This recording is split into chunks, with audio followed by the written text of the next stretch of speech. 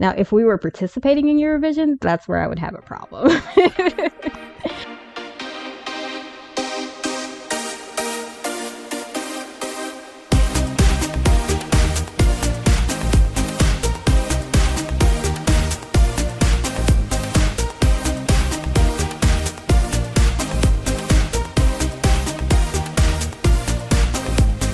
Hello and welcome to the Euro What, episode 123 for the week of June 7th, 2021. I'm Mike McComb and I'm joined today by Ben Smith. Hey Ben. Hey Mike. We are a pair of Americans trying to make sense of the Eurovision Song Contest, and this week we'll be talking about the live-on-tape performances from the Eurovision Song Celebration with our special guest, Bre Booker. We've made it to the off-season, Ben. We've made it to the off-season, Mike. I don't know how things are where you are. I've had a lovely nap. Well, that's good. It's been surprisingly busy the last couple of weeks. I know. It seems like a good time to just kind of check in, let people know what our plan is for the rest of the year. For starters, you can still hang out with us on Twitter. We are at EuroWhat. We are still very active on there, and I'm sure once Eurovision again starts up again and other random memes pop up that give us the giggles, we will be tweeting from there. In the meantime, it's just all Natalia Gordienko memes all the time. Yeah, and I have a feeling it's probably going to be like that until the ESC 250 and perhaps beyond. So possibly. I just feel very happy that based on who I have in my Twitter follows now, I can see a video pop up on my timeline and go, this is a Natalia meme. I saw the IKEA ducks. Yes. And I'm like, oh, I know where this is going. And I was correct. Yes. And everybody's doing such a good job with the editing. It's fantastic. Great work across the board. Keep up the excellent work. Yes. And if you would like to support our work, we are on Patreon. We are at patreon.com/EuroWhat.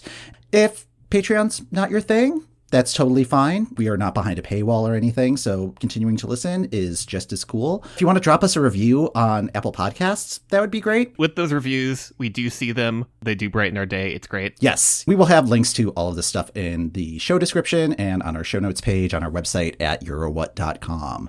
In terms of the off season, we took last week off and we're in kind of an every other week schedule for the rest of 2021. There's not that much Eurovision stuff happening on a regular enough cadence to have an episode every week, but it's also an opportunity for us to dive into other topics that are Eurovision adjacent or part of Eurovision history. It's a lot of fun, and we have a great back catalog of previous topics that we've covered. You can find that in the off-seasons episode section of our website. A little bit of news is piled up, so let's clear out the news desk, as long as we're here, Mike. The big thing that happened is that Italy won when we last checked in, and now 12 cities in Italy have expressed interest in hosting the contest next year, so just get to watch the fun little Royal Rumble as they figure out amongst themselves who's going to be the host. It's a pretty impressive list of cities. I did not realize that Italy had this many cities that could be in contention for this. And I feel like there are still others that are missing. It's going to be an interesting summer to see how that decision shakes out. I'm very excited. I think it's also kind of funny that there are 12 cities in contention and only 12 countries that have expressed interest at this point in participating next year. Plan E, each act will be performing from a different stadium throughout Italy. There we go. Yeah, that would be COVID safe since everybody would be pretty spread out. I think that's at least 6 meters. Yeah, it'll be fun to see how these bids shake out. It's going to be a wild summer. Looking forward to that. In terms of other loose ends from this year's Eurovision, there were some reports that Malta spent quite a bit of money on their entry this year, like more than 650,000 euro. That's a lot of euro. That's a lot of euro. For comparison purposes, Spain in 2019, they spent about 500,000, which was a record for them. And as one of the big five countries, part of the reason that they are the big five is because they're one of the largest financial contributors to the contest. So just in terms of scale, it's like, ooh. Spain spent $500,000 on Lavenda. Yeah, that IKEA doll probably did not come cheap. That IKEA house is very expensive. Looks like more than half of what Malta spent went toward social media campaigns. And that was something that I didn't really experience here, which is understandable because that would really be wasted money if Malta was trying to build up a social media presence. If I'm getting Facebook ads for Malta's Eurovision entry, A, that makes sense because Facebook does have my data. They know I am interested. But also, no, put better filters on that. They know that you don't live in a country that votes in Eurovision. So yeah, so something's wrong here. They may have also been spending some money on odds inflation with the bookkeepers, which is yet another reason why you should not listen to the bookkeepers. Now I have definitive reason to say why I don't follow the bookies that much. I had not even thought about the fact that you could, spread a little money over there, get a slightly higher ranking. On the other hand, I've read extensively about the history of payola. Oh, yeah. So this is not that far from that, so I should not be that surprised. In other broadcaster news, Belarus's broadcaster has been removed from the EBU. Oof. Yeah, a statement. In recent weeks, we've been particularly alarmed by the broadcast of interviews apparently obtained under duress. So it's just a big ol' yikes. Yikes. For non-Eurovision reasons, so just on top of what they were trying to do with Eurovision, not great. BTRC has until the end of the week to respond before the suspension comes into effect. But I have a hunch that we might not be seeing Belarus at the contest for a few years. Yeah, things are getting very dicey over there. So hang in there, folks. I would love to see them back in better times. Yes, and of course, Eurovision is not the top priority right now, so... No. All right. In terms of other Eurovision things that might not... Well, actually, that are definitely not that aren't happening? Yeah, SBS, the Australian broadcaster for Eurovision, announced that Eurovision Asia is no longer a thing. As you may recall, development for that started in 2016, and they announced during the 2017 Eurovision Song Contest that Eurovision Asia would be happening. They didn't give a firm date on that. They were just like, yes, this is going to be a thing. And SBS was one of the broadcasters that was in charge of trying to get this thing off the ground. They had a handful of countries that were expressing interest. Even as recently as 2019, they thought that they might be able to put on the event in Gold Coast in Australia, but nothing really came of that. It proved to be way too much of a logistical enigma to handle it, because there are way more time zones involved than even Eurovision has to deal with. And these are problems that existed long before any sort of travel restrictions were in play. Yeah. Language barrier issues, transportation issues. It was just going to be a tremendous undertaking. And I have to think that the current situation was just the final nail. Final nail in a coffin that was already closed most of the way. Yeah, so Melvin was just knocking on the door being like, please let me out. Please let me out. Yes. Although this one would have been really nifty, I'm sure there will be something similar to it that will take its place. Yes. So that's all that's been happening in the last couple of weeks. We'll probably be getting more news about 2022 preparations as the summer progresses. But in the meantime, we have sort of an epilogue to the 2021 Eurovision Song Contest. The weekend after Eurovision, they posted on YouTube a special covering the filmed backup performances for the contest. That was really cool to watch. Our guest, Bre Booker, also watched the special, and she joined us to chat about what we thought of the performances and this year's contest as a whole. Welcome to the show, Bre. Thank you so much. I appreciate you guys having me. How was your Eurovision experience this year? It was great. Of course, I was super excited after waiting 2 long years. Even if there was crap on the screen, I was still going to watch because Eurovision is back. Yes. So I absolutely enjoyed this year's contest for sure. Excellent. How were you introduced to Eurovision? Well, I've always kind of grown up an Anglophile, so you kind of hear it in the British zeitgeist of Eurovision being a joke. I would say around 2010 was when I actually had time, and I was like, I see people tweeting about Eurovision, and especially it being the early days of Twitter, basically, it was pretty easy to follow along. So I'm in my mid-20s at this point, and I'm like, let me just look at this and see what's happening. And I absolutely fell in love with that contest in Oslo. And the oddest moment that made me fall in love with it was the interval act with Madcon and Glow. Yes. It's kind of embarrassing to say that I fell in love with Eurovision because of a flash mob, but that was so 2010 and it was so of the time. From then on, I just became obsessed and I've been watching it ever since. Oh, that was my exact experience as well, where it's just like, I'm like 90% on board, but then that part in the interval where they're going to all of the home cameras and Yes. everybody's starting to participate, it's like, okay, this is really, really cool. So.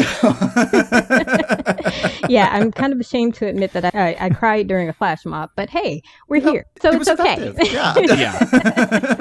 Yeah. Well, and as someone who is also an Anglophile, once you discover Eurovision, it fills in jokes from about every classic British TV thing that pops up, because all of a sudden there's a Monty Python bit that makes sense. There's a Father Ted storyline. Exactly. That's exactly it. And I also questioned why people made fun of it. It was so eye-opening and so great to see all of these different musical styles, languages. It's a microcosm, really, of the world. And from then on, I didn't think of it as a joke at all. With this year's contest, who were you rooting for? I was actually rooting for France.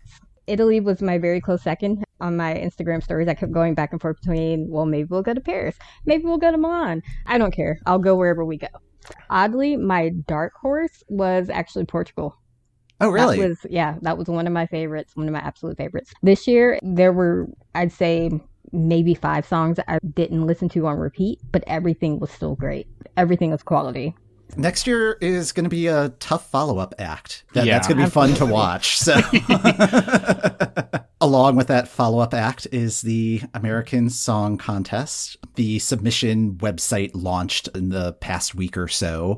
We had a slight glimpse into what the rules and possible structure might be. If you're submitting a song, you have to be at least age 16 at the time of submission, so that's consistent with Eurovision. With the whole states, territories thing, part of the application is that you have to list where you have deep connections, and then the producers will decide what state you get to represent. I read that, was immediately disappointed. Yeah. I'm not sure how I feel about that choice, because what is a deep connection? I once spent 9 hours in the Las Vegas airport because of a flight delay. Does that mean I can represent Nevada?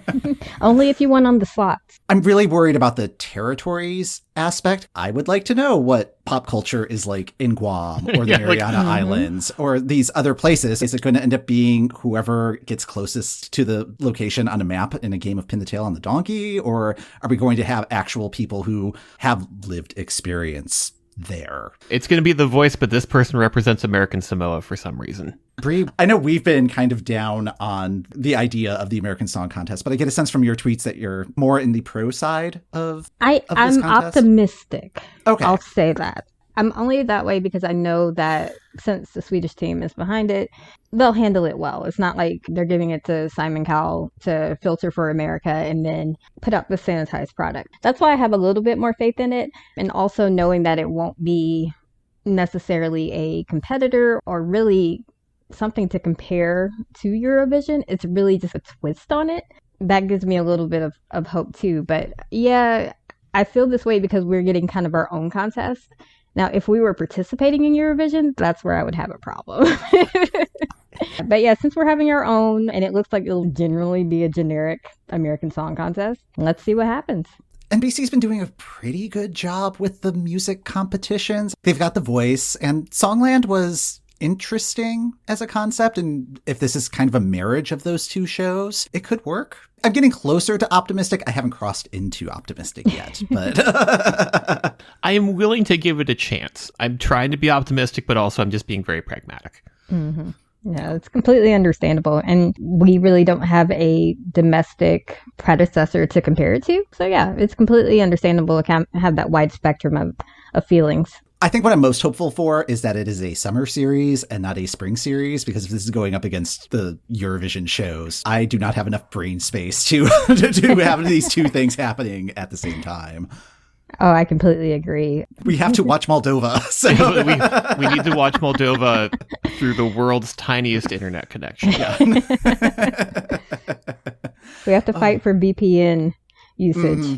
Speaking of VPN usage, we got to fire up our VPNs one last time for this Eurovision season for the live on tape performances. The weekend after Eurovision, they showed almost all of the backup performances. The original plan was to show all 39 live on tape performances on YouTube over the course of 2 specials. Ireland and the United Kingdom declined to participate. in that reveal. And for some reason that angered the internet because the internet needs a nap. I don't know why people were so fired up. Yeah, maybe it's because I'm just a little bit older and I don't have the bandwidth to deal with it.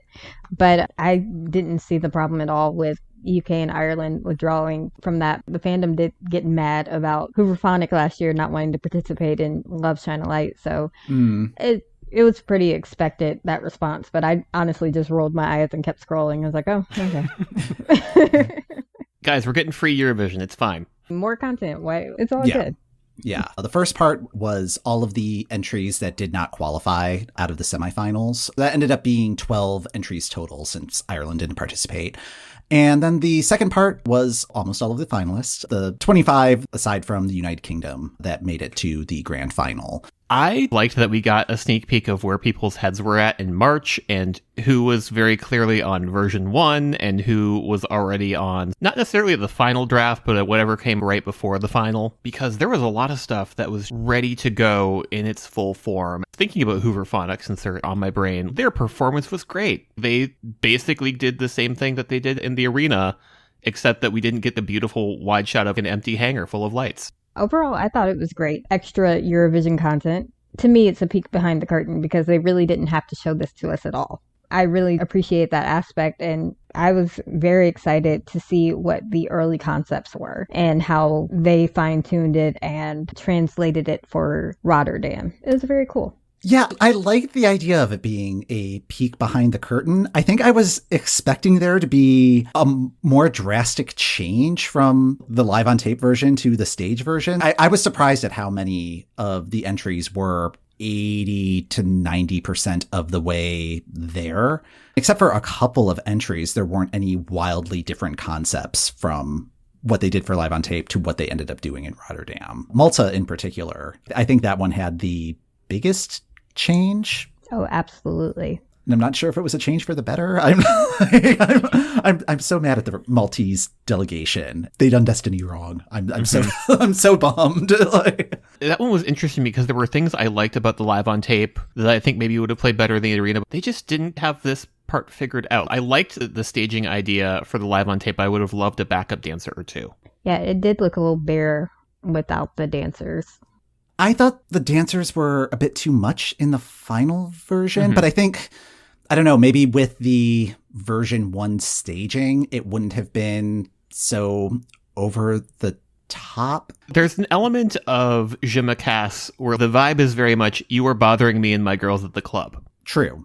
I think if they played with that idea a little bit more directly, like it felt a little bit like every idea was a good idea and then they never got to the stage after brainstorming where you actually have to pull off post-its from the wall, and they're just like, nope, we've got all the post-its, now let's use all of the ideas, and it just kind of ended up becoming muddled. It is what it is. But it is what it is. Going into the semifinal set, were there any performances you think would have changed the outcome for any of these acts? For the non-qualifiers, I would say that Poland, despite the vocals still being a hot mess, the staging makes up for it in the live on tape. It looks phenomenal. It looks like you're on a set of Tron with a bunch of dads in their 30s dancing around. Like, it's super cool. So I think Poland honestly would have kind of gotten the Moldova performance. It was worse. How did it get worse? I'm endlessly surprised at how the Moldovan entry this year is the one that's had so many moments. Oh, and I love sugar. Absolutely love it. So when I saw it in Rotterdam, I was just like, okay, there's nothing extra. This is really just for the long note. But the live on tape,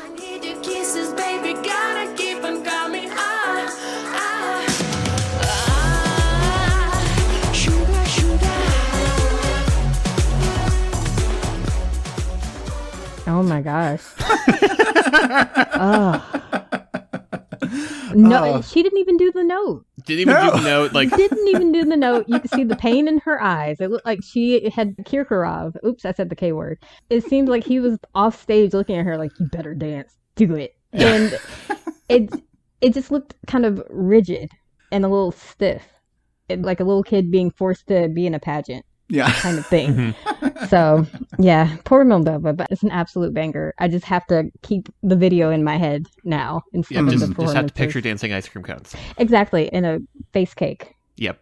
Another one that I think was stronger in the live on tape for me was Romania. It felt like they were trying to figure out which settings all of the sliders and knobs needed to be on for their performance. They were trying a sweats thing, and then they ended up in a dress. And we had been talking about how they had all the elements, but some would be working and others weren't. Having that performance in a much more confined space made it work better. I think that might have also been the issue in Rotterdam, where they were trying to use the entire stage.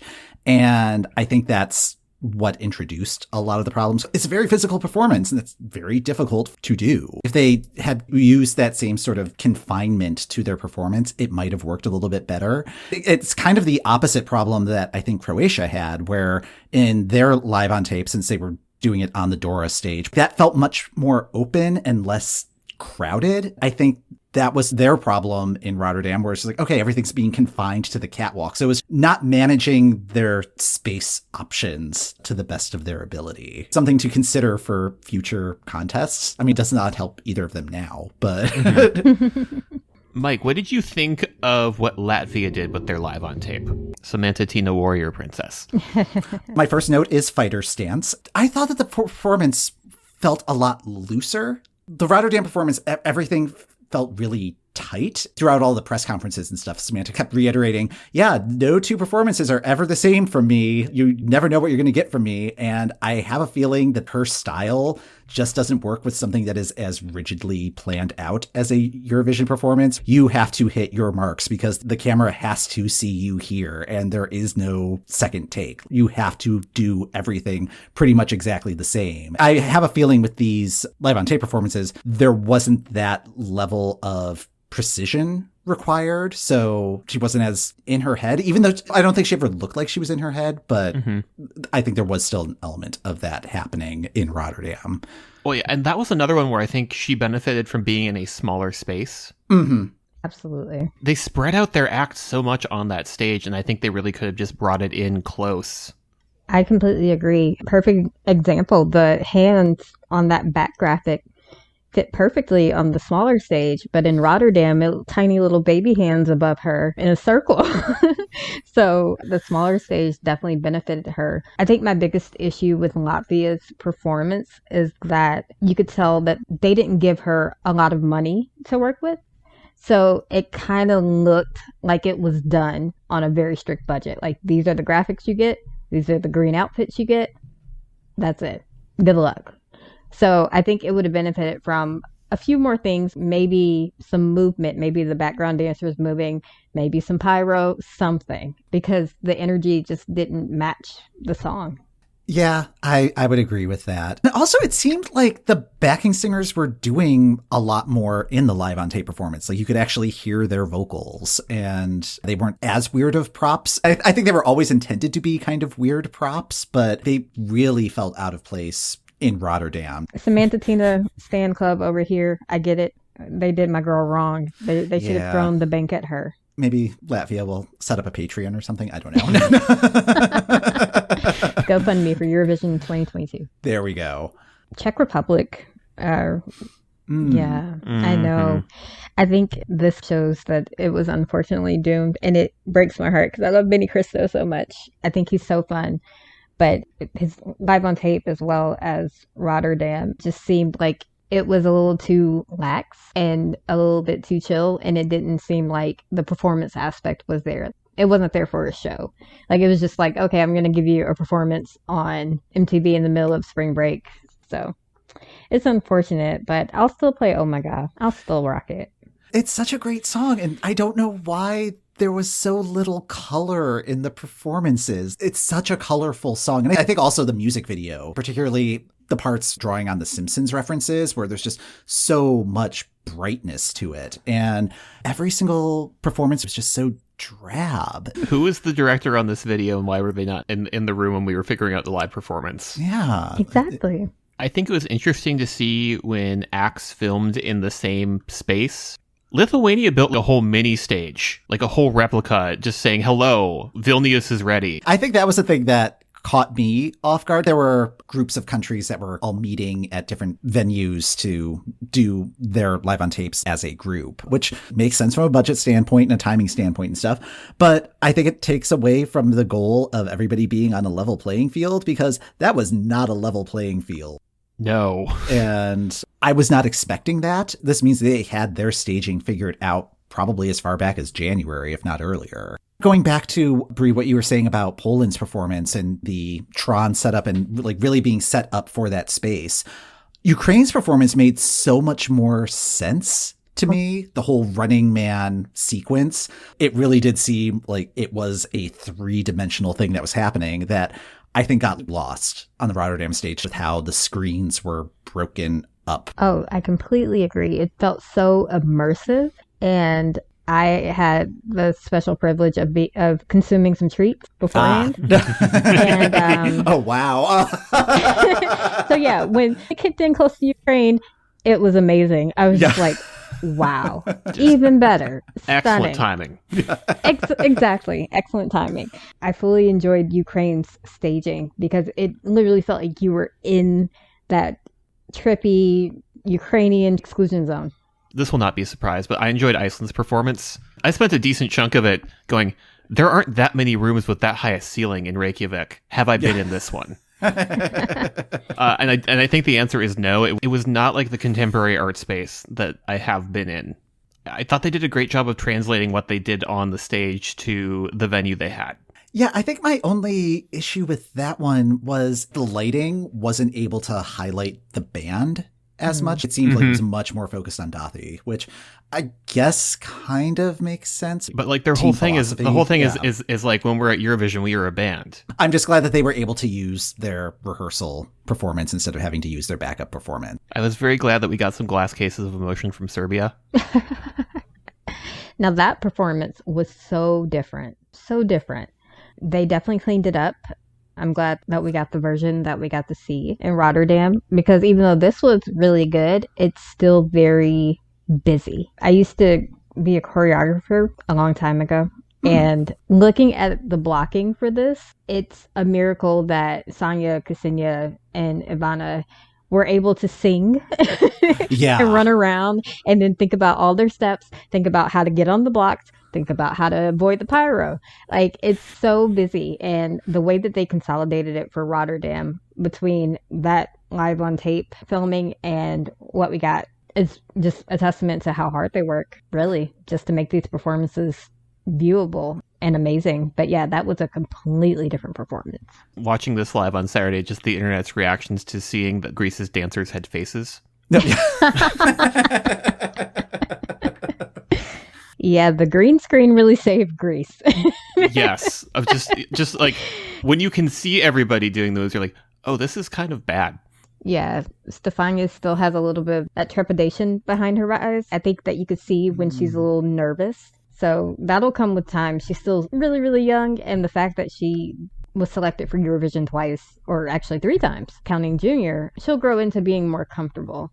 But yeah, that green screen definitely saved them. Unpopular opinion, maybe. But I don't think they would have qualified without that green screen. Really? Yeah. The song is great, but it's just the performance was very blah. I think the song is great. I thought her vocal was fantastic, and all of the choreography and the green screen stuff was distracting from all of that. The green screen did add a technical factor that you had to nail the positioning of the green screen, as we saw in rehearsals, because if you didn't, it really looked bad. Yeah. It just actively looked bad. And they were trying to blame it on the smoke machine for Uku during the semi, and it still messed up during the final, so yeah. Yeah. So I ended up rewatching the contest with a friend who missed out on my Eurovision party. Rewatching that performance, I was like immediately reminded of a series on Fox in the 90s where a masked magician would walk you through how various tricks were done. Mm-hmm. And I believe this is in its entirety on Netflix now. Don't watch it. It's incredibly misogynistic in a way that 90s Fox was and that I had forgotten about. The entire point of that is that performance is really good at misdirecting your eye so that you're focusing on Stefania and not the 20 people scrambling to get a green screen on stage. And the dancers in the live on tape kind of felt like they were It was a lot of them. It felt really, really close to when they really had a kind of a wide stage to work with. So maybe that's part of it. Was maybe me to have my choreographer brains are like, move over, scoot, get into a window. Stefani is great. I love her voice, but the live on tape performance just didn't really do anything for me. Russia really stood out to me. Yes. Loved that live on tape. And it's a good example of how, even though it was different from Rotterdam, it still would have done really well if this is what we had just seen. So Manesia can do no wrong in my eyes. She's amazing. And I'm really curious what the turnaround time was between the selection and that performance being filmed. Because because Russia was just like, surprise, but we're having a selection. Yeah, that was very last minute. And I know that they had a little bit of extra time, but I thought it was end of March that they needed to get their live on tapes submitted. So they only had like 3 weeks to get that all squared away. It was different enough from the national final performance that, well, yeah, because they had the video clips of all the women singing the song. So and the tall dress instead of the rolling babushka dress. Yeah. I think I ended up liking the rolling gigantic babushka dress with the door a little bit more. The Monty Python-esque visual of that was just great. Put some yakety sax behind it and just like speed it up. And watch Manesia roll on a loop. That would be fun. Yeah. Yes. And there was that clip that was going around the day after the final of the stagehand hopping in and then driving off. And it's just like, oh, just like the Mario Kartification of Eurovision this year. It continues. Even though I knew that Flo Rida was probably not going to appear in the San Marinese performance, having that moment of, is Flo Rida going to be here like on a are they just is it just gonna be like on like an iPad like live from FaceTime? Yeah. And it was just Jenny B with a voice recorder. That's all it was. It was an illusion. It was the Phantom of the Flo Rida. Yes. That's what I called it. You know what? They probably would do that. Or Valentina. Mm-hmm. Valentina would definitely sign up to have one of those weird, creepy voice disguisers and say, I'll do the rap for you. Oh, get Sir Hat. I'm not sure. I was going to suggest whoever the winner was on The Masked Singer, San Marino. So Valentina. Okay, no. Yeah. She wins everything in San Marino. She deserves everything. Switzerland, that was unique to watch because the choreography was still pretty much the same, but those moving props that we saw in Rotterdam really elevated it. John's tears would have done well, no matter what. Watching his rehearsal footage in Rotterdam, it felt like he was uncomfortable with the choreography. And I was under the impression that it was something that was relatively new, but seeing that it was the same choreography at the live tape, it's like, oh no, he's been working with this for a couple of months. I'm not sure what to make of that information. I think he was able to turn it around by the time that it actually mattered. There was an article today about how he was really concerned because the platform that he was on in Rotterdam wasn't always secure and could kind of roll around. So maybe that was adding to the trepidation in his movements. Because like, I really don't want to fall off of this thing. So. If I make one wrong move, this is going to the other side of the stage and I'm on it. In front of millions. Yeah. Yeah. Overall, I did like it. I just wanted something with a BPM over 120 to win this year. Just because we were off of the pattern of fast song, slow song by Duncan having won 2 years ago. Speaking of which, Måneskin's performance, I immediately tweeted, okay, so they would have won anyway. Cool. Mm-hmm. This is still great. This is still amazing. And they're just really just all attitude. Like 100%. You get that, I hate to sound so stereotypical, but you get that glam rock, don't care, just cool, very chic attitude from them. And that's really what sells it. Because, I mean, I guess compared to me, these are kids and they're like, looking so cool. So I loved it, absolutely loved it. I want to grow up and be like them. Oh good, I was also thinking that. We're just like, someday when I'm an adult, age, I guess, but definitely born when I was in high school, so yeah. I know. The kids are going to be okay. That has been my main takeaway from this Eurovision, where it's like, all right, it's going to be in good hands. Right. I think if it doesn't last for another 65 years, it's got at least another 20 in the tank, I think. So I'm so glad that this was not a Plan D scenario, because I think the overall show would have been kind of a disaster Yeah, I think they did a really good job with the performances that did have to be on tape. They did a great job of incorporating those in a way where you either didn't realize that was the case until the end, or in the case of Iceland, there was no acknowledgement of it at all. Mm-hmm. The more entries that you had to do that with, the more the seams would have shown. Oh, yeah, absolutely. And depending on the running order as well, it would have looked like one of those stair-stepping challenges that you see on an elliptical where like one block is low and then one is middle and then one goes high and then it goes back to the bottom. So just in quality, that unequivocal quality amongst the entries definitely would have stood out. I don't think it would have changed the outcome necessarily. I still think Italy would have won and France would have been a very, very close second. But yeah, that production quality between the entries would have been very stark. I feel like a lot of the top 5 probably would have stayed the same, maybe some shifting in the order between them, but I think that would have still been a pretty solid top 5. I'd have to assume that the live on tape thing is probably going to be a permanent addition just for emergency purposes. But yeah, I don't know if I would necessarily want to watch again. I'm not sure if I got enough out of these videos to want to peek again, unless there was something that was like radically different between entries. Yeah, I'm fully saturated with Eurovision content now. Mm-hmm. So it's cool. I don't think it'll be something to revisit.